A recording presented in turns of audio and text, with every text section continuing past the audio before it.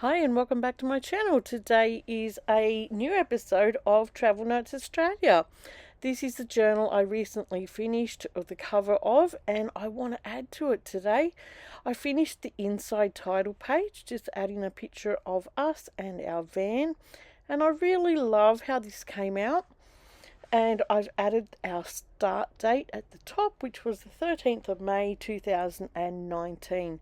So today I want to do our first page in here. So I've checked out some of our photos and I've decided to start at Byron Bay. Now we did go to a lot of other places before that. See, we lived on the mid-north coast of New South Wales, and a lot of our travel, like mini travels over the time, included a lot of New South Wales. So we didn't really concentrate on a lot of those places on our way around Australia. But we did stop at this place here, which is Cape Byron Lighthouse at Byron Bay. And the reason we did that was that it is the most easterly point of the Australian mainland. So that was a bit of a focal point for New South Wales, I guess. So this is just me sticking down some of those photos. And yeah, we actually went to, where was it? We stayed at Grafton. Just for the night. We went to Broom's Head next and did some beach combing. Dave really enjoyed taking his drone around Australia, so he would put the drone up, I would go for a beach walk, and we'd just do stuff like that all the time, and it was just beautiful to get out and do this. We, the 14th, we stayed at Wardell.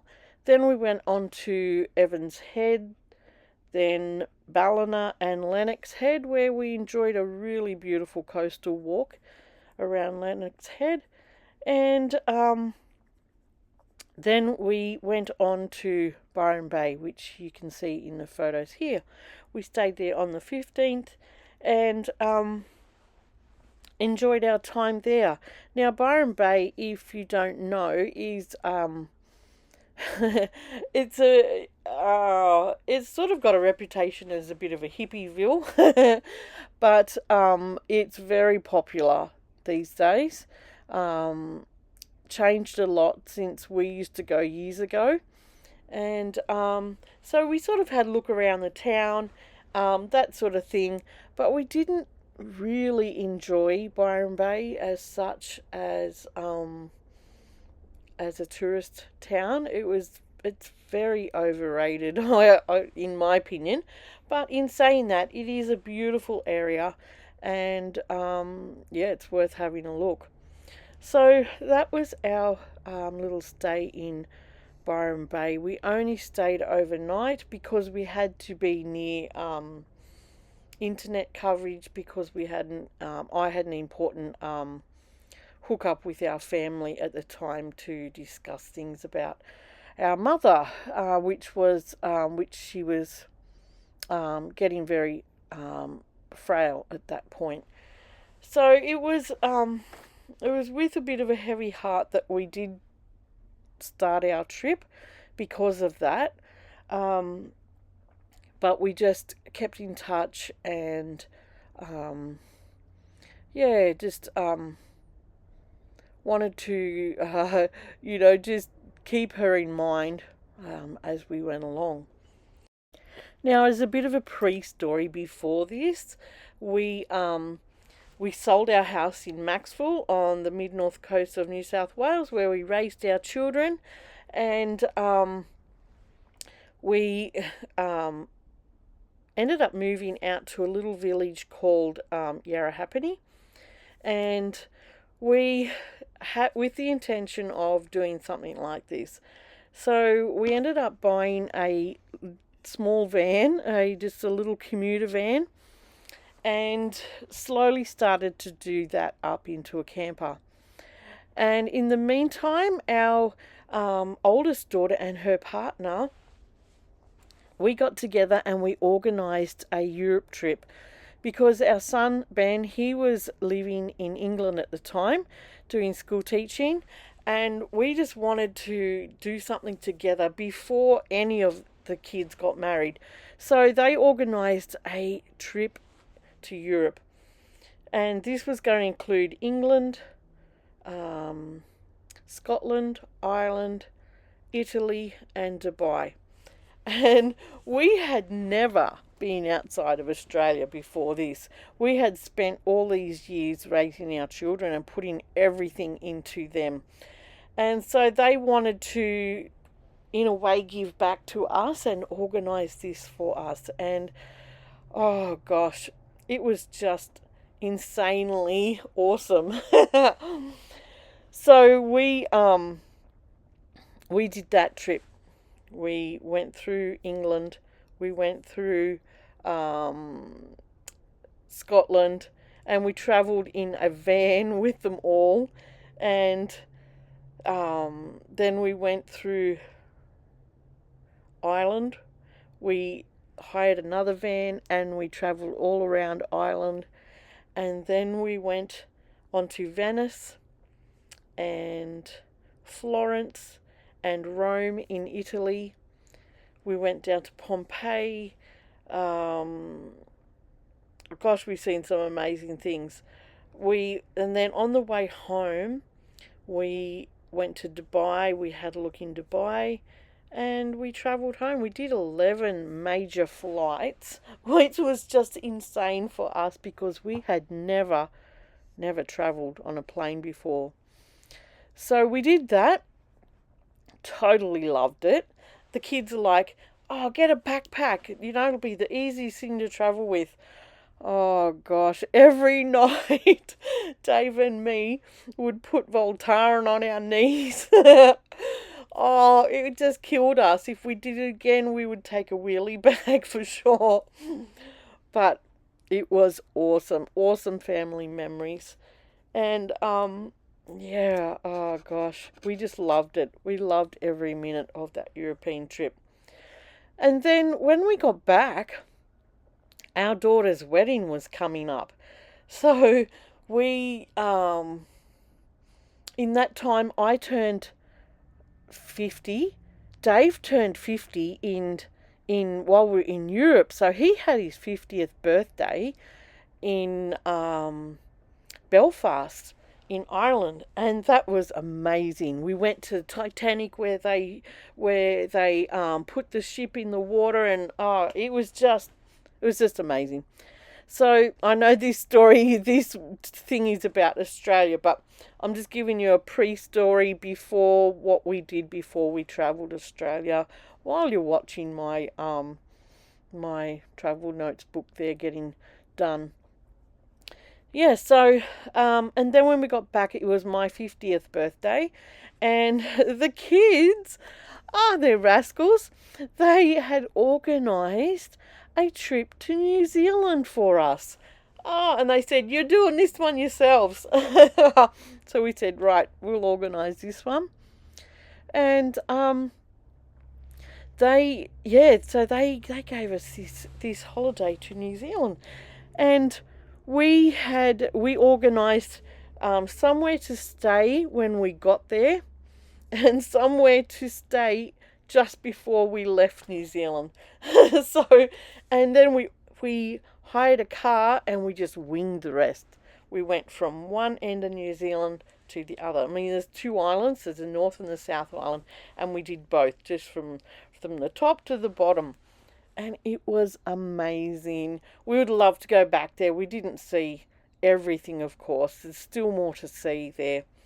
But New Zealand is an awesome place. The people are so friendly, and we just loved the concept of just winging it. Like, okay, fair enough. Europe had to be pre-booked everywhere. And the kids did a perfect job. Our grown kids did a perfect job at organising all that. Everything ran smoothly and it was amazing. But New Zealand, we just winged it. We just, whatever town we rocked into, we found somewhere to stay. And that was amazing. So we had sort of this concept in mind when we went around Australia. We did not want to pre-book anything, and we didn't want to. Some of them we might have done a few days in ahead, but not. We just wanted to enjoy what we seen. We didn't look at any tourist guides as such because we didn't want to be disappointed with tourist brochures that look perfect, and when you get there on the day it's raining or it's this or it's that and it looks horrible. Because we did that when we did Tasmania, and the kids, we did that as a holiday way before these first ones, and I looked at all the brochures. No one wanted to help me organise it. And some of the places we were just disappointed because they just didn't look like the brochure. So we swore black and blue we weren't going to do that again. But we loved Tassie, and we loved doing that as a family as well. But I think that's that's one thing you've got to consider when you're doing travelling. Don't just look at these brochures and think this is what you're going to see, because you're not. It depends on what time of the year, it depends on the weather, it depends on all sorts of things. So you need to go with an open mind. And one thing my older sister said to me, when you go around Australia, the more you look, the more you will see. And they travelled Australia in a bus, and they went for at least 5 years. So it was great to get advice from her and her husband. They travelled with little kids. They homeschooled as they did it, and that was our inspiration for doing this. My older sister is a huge role model for me, and her family and her values, and I always aspired to be like her, and I just love her so much. So that it just totally inspired us to get out and want to do this. And another inspiration was our son. When he graduated from university, he and his mates got in an old van that they bought, no aircon. There was, how many of them? I think there was 5 or 6 of them. And they went around Australia in 2 weeks. 2 weeks, was it? Or 3? It was only a very short time. But they just got in and they went. And when we seen all their pictures, their videos, I said to Dave, what are we doing sitting on the lounge? Well, we need to do this. If these guys can do it, they would sleep on a park bench. They never paid for any accommodation. They just winged it with their van. And it was at the hottest time of year too, but talk to my son and he'll say it was a great experience. So yeah, all these inspirations were like, well, what are we doing, We need to get out and do something. And I'm just so grateful for the inspiration of these people, our family, and just the amazing time that we had.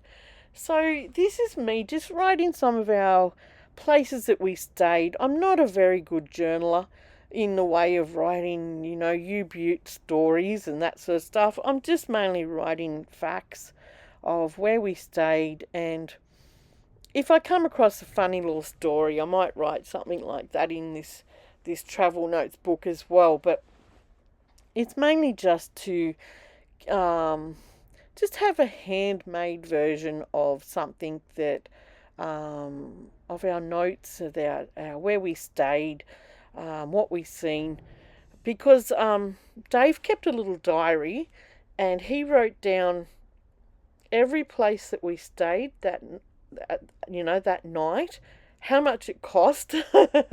So I've got the dates of where we stayed, and around Australia to sort of refer to.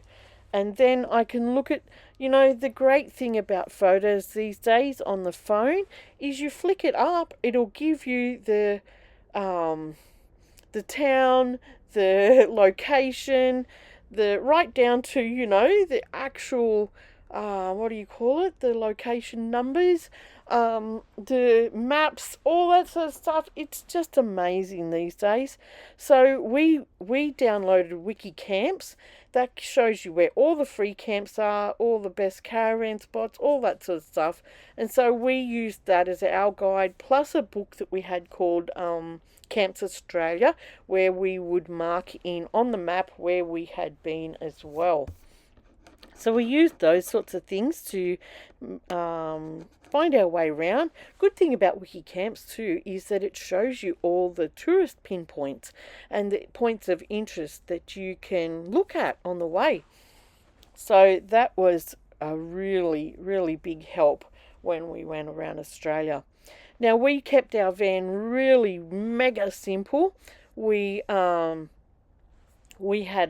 a camp kitchen in it that you could take in and out. If you wanted to cook outside, you could take the whole kitchen out.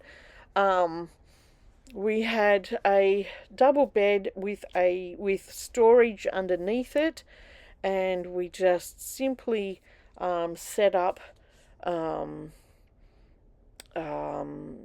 some storage racks along the top of the windows and bits and pieces like that. It was very, very simple. We had our clothes in tubs under the bed. We had our food in this little kitchen area, and we just cooked on gas. Our shower was a a 8 litre new weed sprayer with a pump on it and a shower head on it.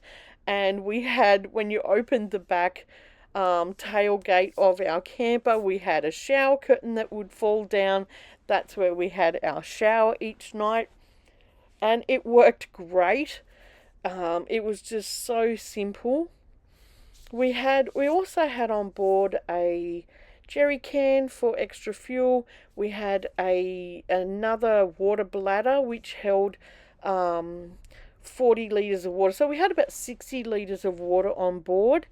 And but we only used the jerry can probably once or twice, because we stuck to a lot of the main roads. We didn't go off-road that much because our van wasn't four-wheel drive. It was just a regular commuter van. Now this Toyota van, it nearly every pub and club that we went past, they had one as a courtesy bus. So it was that type of van that you could pick up anywhere. I think we paid about $6,000 for it in the beginning, and we put about we probably put about $1,000 or maybe $2,000 worth into doing it up for a camper, because we tinted the windows really dark. We put new tires on it. We and then getting the fridge and all the bits and pieces we needed for the van. So it was a very, very cheap make, very very affordable, and this is what I say to people. If you really want to get out there, you can do it on a budget. You really can. And so we loved our van. We called her Frida, and she just done us proud. We never had any major issues with Frida. Along the way, I think Dave changed the oil himself, and I think we did a couple of minor repairs, but nothing that stopped us from seeing this beautiful country. So this is the first page in my journal. I won't put every single place that we stayed at. It'll just be major bits and pieces. And I've just added the words here, New South Wales, and written some little bits and pieces into this little travel notes journal. And I hope you will stick around for more in this journal, and I'll tell some little stories or talk about where we've been. And thanks for watching, and I will see you with the next part. Okay? So enjoy, and I'll catch you soon. Bye.